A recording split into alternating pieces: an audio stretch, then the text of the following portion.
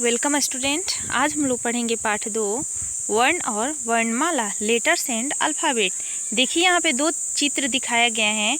पहले चित्र में एक लड़का आवाज़ निकाल रहे हैं पापा, और दूसरे चित्र में एक दूसरा लड़का आवाज़ निकाल रहा है दीदी।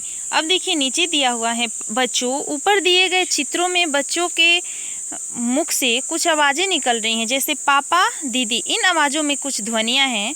पापा शब्द में सम्मिलित ध्वनियाँ प हलन धन आ धन प हलन धन आ। दीदी शब्द में सम्मिलित ध्वनियाँ द धन ई धन द हलन धन ई। बच्चों, मुख से निकलने वाली ये ध्वनियाँ ही वर्ण कहलाती हैं। इन्हें और छोटा नहीं किया जा सकता। अतः हमने जाना वर्ण भाषा का सबसे छोटा ध्वनि चिन्ह है, जिसके टुकड़े नहीं किए जा सकते। इसे अक्षर भी कहते हैं। अब देखिए नीचे दिया हुआ है, किसी भी भाषा को सीखने के लिए सबसे पहले उसकी ध्वनि चिन्हों यानी वर्णों को सीखना आवश्यक है। वर्ण के प्रकार, टाइप ऑफ लेटर्स। एक होता है वर्ण के प्रकार। वर्ण दो प्रकार के होते हैं, स्वर वर्ण और व्यंजन वर्ण।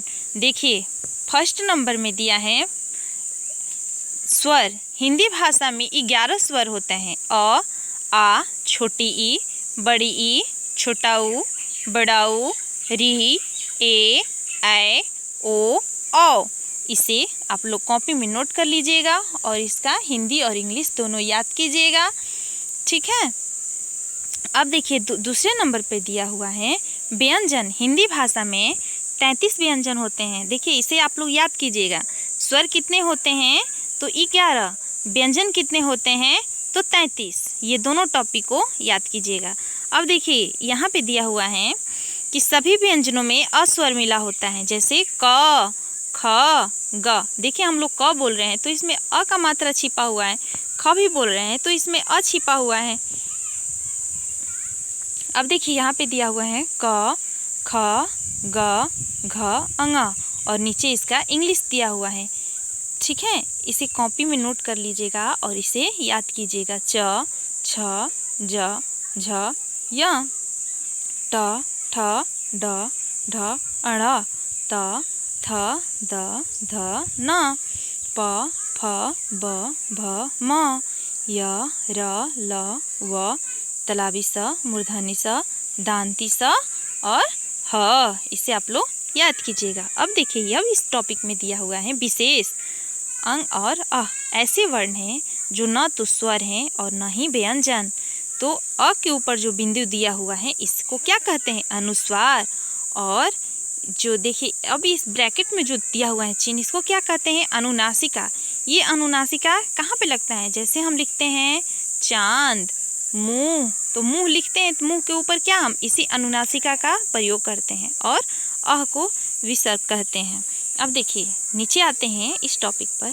इस पॉइंट में क्या लिखा हुआ है, हिंदी वर्णों में ड और ढ आगत वर्ण है, जो उर्दू फारसी भाषा से हिंदी में आए हैं। इसके बाद दिया हुआ है छ, त्र, ज्ञ, स्र। ऐसे वर्ण हैं जो दो व्यंजनों के मिलने से बनते हैं, जैसे क हलन धन श धन छ बन के क्या हो गया छ। त हलन धन र त्र। त्र हम लोग बोलते हैं ना त्र, तो त्र में क्या छिपा हुआ है, र की मात्रा छिपा हुआ है। अब देखिए ज हलन धन य ज्ञ, स हलन धन र स्र। अब देखिए नीचे इस पॉइंट में दिया हुआ है कि जिन व्यंजनों में अ की ध्वनि शामिल नहीं होती उन वर्णों के नीचे एक तिरछी रेखा यानी हलंत लगाकर लिखा जाता है, जैसे क हलंत, ख हलंत, ग हलंत, घ हलंत आदि। अब देखिए माइंड मैप में दिया हुआ है, इसे आप लोग मैं पढ़ रही हूँ, मेरे साथ आप लोग समझिएगा, सुनिएगा ध्यान से, ठीक है। केयर कीजिएगा इस बात को कि मैं क्या बोल रही हूँ, ठीक है। और इस टॉपिक को कॉपी में नोट करके याद भी कीजिएगा। देखिए फर्स्ट में लिखा हुआ है, यहाँ पे माइंड मैप में लिखा हुआ है, 2 नंबर लिखा हुआ है जहाँ पर कि वर्ण भाषा की सबसे छोटी इकाई है। वर्ण भाषा की सबसे छोटी इकाई है। पहले हम लोग 1 नंबर की पढ़ेंगे कि यहाँ पे लिखा हुआ है कि मुख से निकलने वाली ध्वनियाँ वर्ण कहलाती हैं। मुख से निकलने वाली ध्वनियाँ क्या कहलाती हैं, वर्ण। और वर्ण भाषा की सबसे छोटी इकाई है। अब देखिए तीसरे नंबर में दिया है वर्ण 2 प्रकार के होते हैं, स्वर वर्ण और व्यंजन वर्ण।